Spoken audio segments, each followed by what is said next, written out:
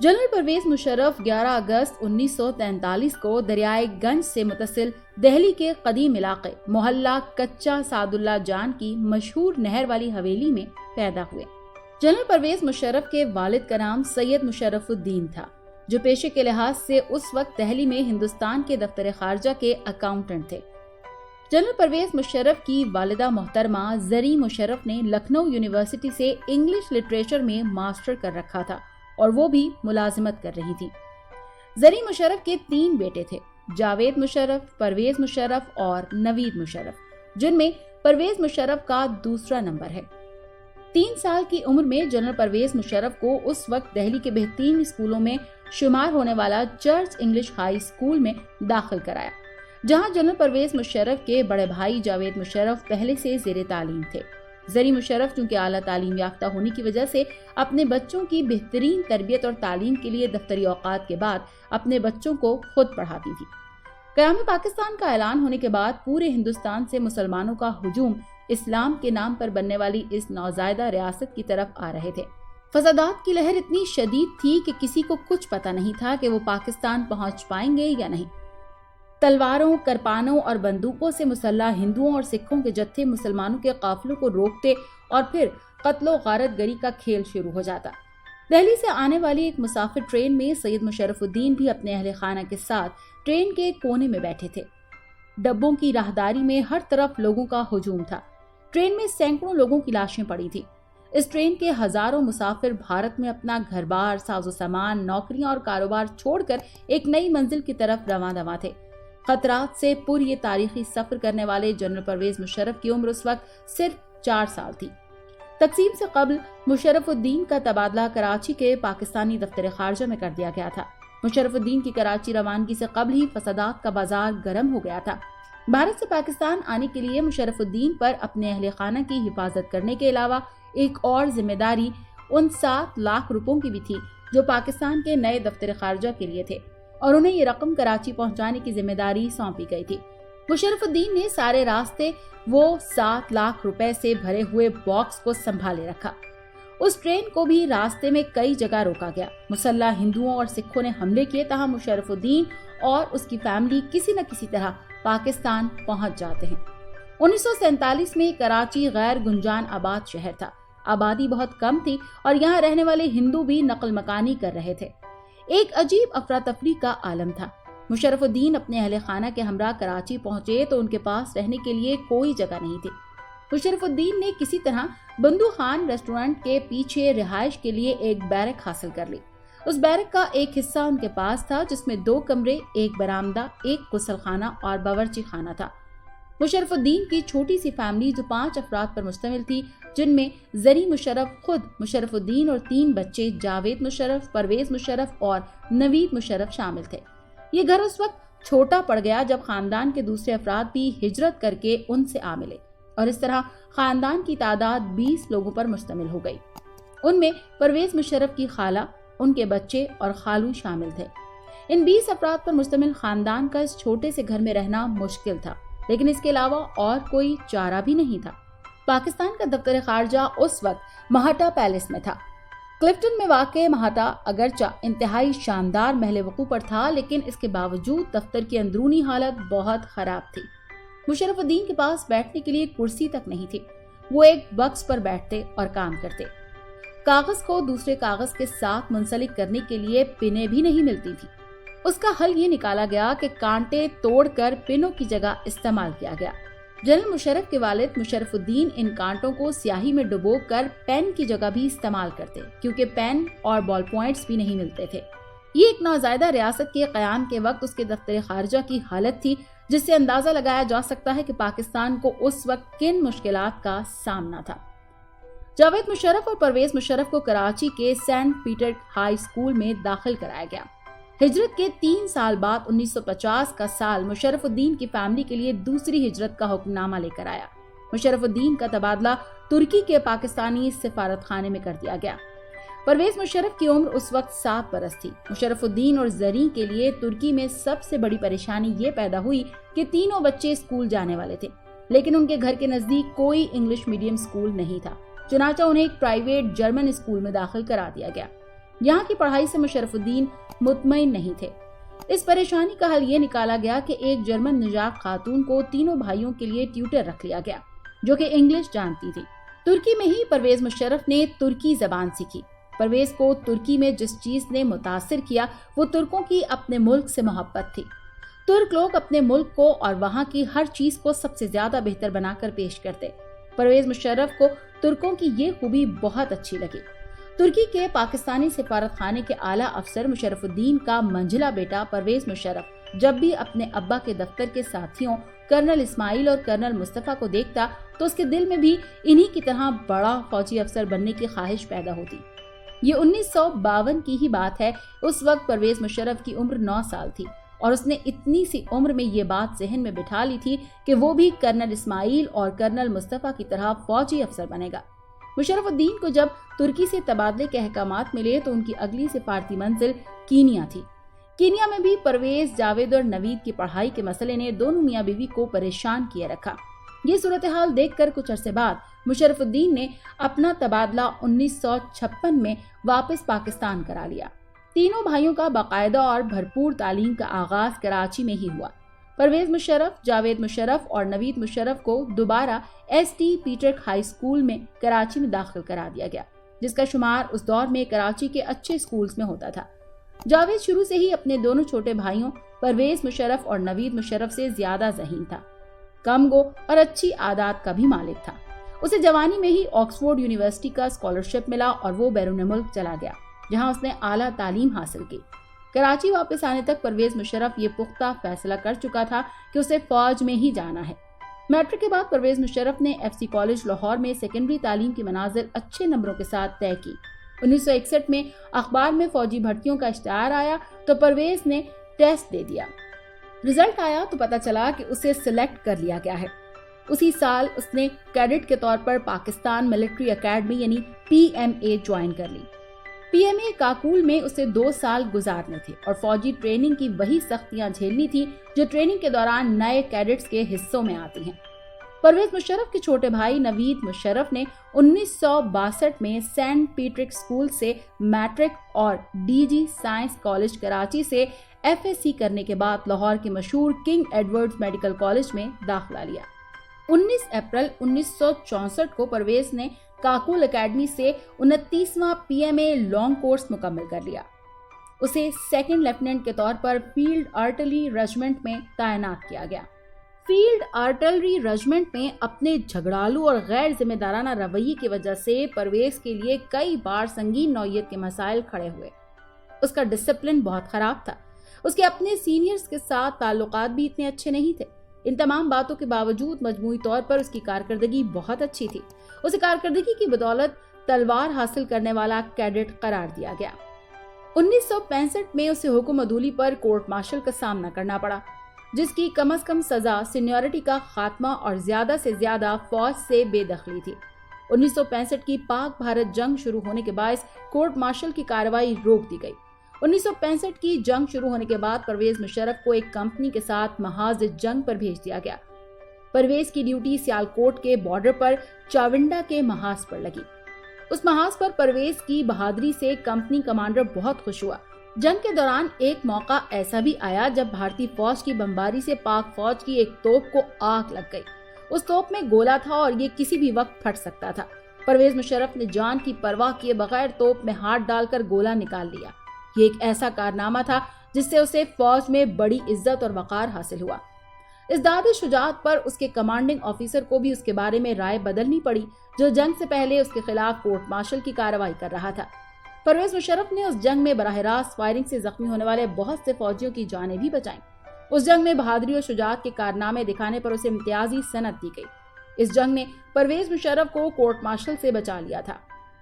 65 کی جنگ میں پرویز مشرف کی کارکردگی سامنے آ چکی تھی۔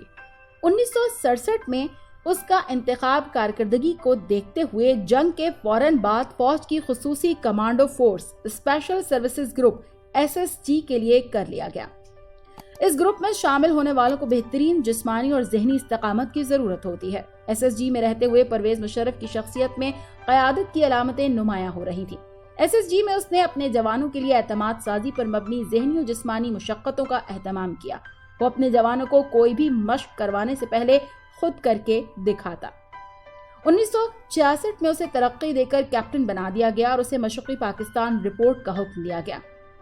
1966 में मुशर्रफुद्दीन के फर्जंद परवेज मुशर्रफ और गुलाम फरीद की बेटी सहबा की मंगनी दोनों की रजामंदी से हुई। मुशर्रफुद्दीन और गुलाम फरीद के खानदान में कोई रिश्तेदारी नहीं थी, लेकिन दोनों घरानों के आपस में ताल्लुकात थे। सहबा दिल्ली में पैदा हुई थी और उसके खानदान ने भी तकसीम के बाद कराची हिजरत की थी। तकसीम से पहले ये खानदान लखनऊ में रहता था। सहबा की वालिदा अलीगढ़ के रहने वाली थी, जबकि नाना मिर्जा नादिर हुसैन का शुमार अलीगढ़ के मारूफ जजों में होता था।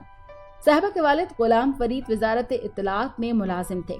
27 दिसंबर 1968 को कराची के मेट्रोपोल होटल में सहबा फरीद सहबा मुशर्रफ बन गई।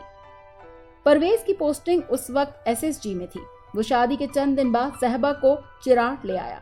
चिराट नौशहरा और पेशावर के पहाड़ी चोटी पर वाक़ई एक मुश्किल और दुश्वार गुजार इलाका है, जहां SSG हेडक्वार्टर है।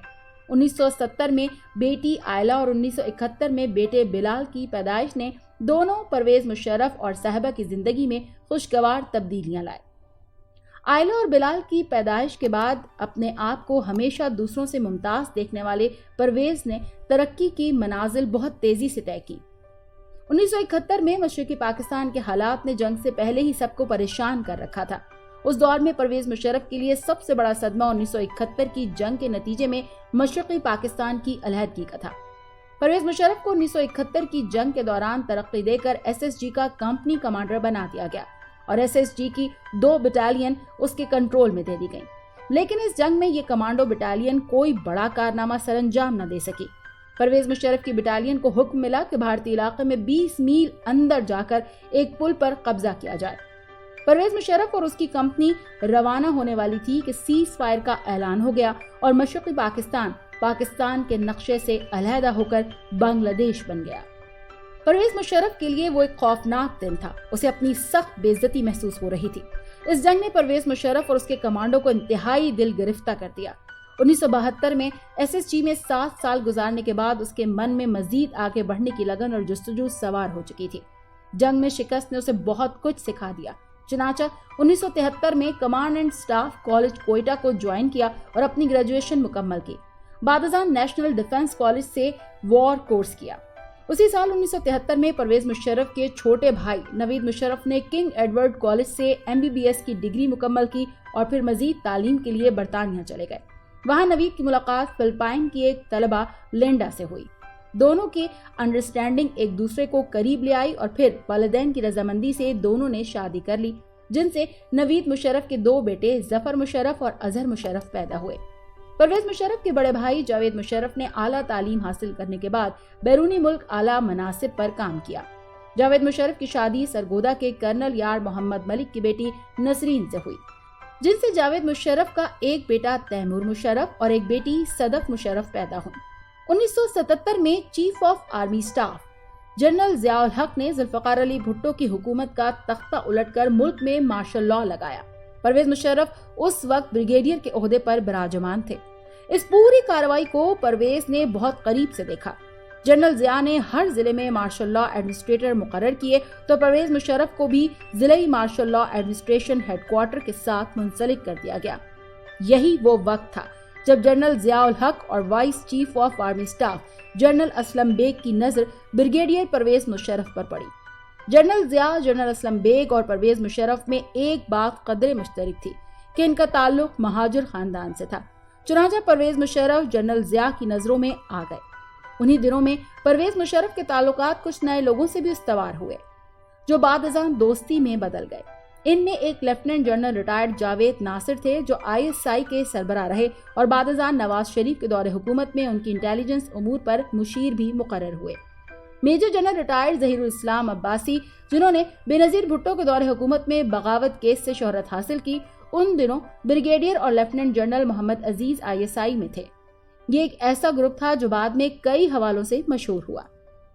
1986 में ब्रिगेडियर परवेज मुशर्रफ को आर्टिलरी रेजिमेंट का कमांडर मुकर्रर कर दिया गया, जो उस वक्त मंगला कोर के साथ मुंसलिक थी। 1988 में परवेज मुशर्रफ को डिप्टी मिलिट्री सेक्रेटरी मुकर्रर कर दिया गया। 1990 میں اس نوجوان بریگیڈیئر کو آگے بڑھنے کا موقع اس وقت ملا جب مشہور برطانوی فوجی ادارے رائل کالج ڈیفنس اسٹڈیز کے ایک کورس کے لیے پرویز مشرف کا انتخاب کیا گیا۔ اس کورس میں پرویز مشرف نے جو ریسرچ پیپر لکھا اس کا عنوان برصغیر پاک و ہند میں اسلحے کی دوڑ اور اس کے خطے پر اثرات تھا۔ اس کورس اور ریسرچ میں اس کی کارکردگی کو بہت سراہا گیا۔ 1991 میں یہ کورس ختم کر کے واپس آنے کی دیر تھی کہ پرویز مشرف کے لیے مزید کامیابیاں منہ کھولے کھڑی تھی۔ بریگیڈیئر پرویز مشرف اب میجر جنرل پرویز مشرف بن چکا تھا۔ میجر جنرل پرویز مشرف کو جی سی اکاڑا مقرر کیا گیا۔ 15 جنوری 1991 کو اس نے انفینٹری ڈویژن کا چارج سنبھالا۔ یہ وہ وقت تھا جب افغان جہاد ختم ہو چکا تھا اور پاکستان کی افغان پالیسی میں تبدیلیاں آ رہی تھیں۔ تاہم افغانستان کے جہاد کے بعد کشمیر کا جہاد پاکستان کے دروازے پر دستک دے رہا تھا۔ اس صورتحال میں فوج کو اپنے انٹیلیجنس کے شعبے کو مضبوط اور فعال بنانے کے لیے ایک ایسے شخص کی ضرورت تھی جو فوری طور پر درست فیصلہ کرنے کی صلاحیت رکھتا ہو۔ عسکری منصوبہ سازوں کے خیال میں میجر جنرل پرویز مشرف اس معیار پر پورا اترتا تھا۔ چنانچہ 1993 میں پرویز نے انفینٹری ڈویژن اکاڑا کا چارج لیا اور انہیں ڈائریکٹر جنرل ملٹری آپریشنز مقرر کر دیا گیا۔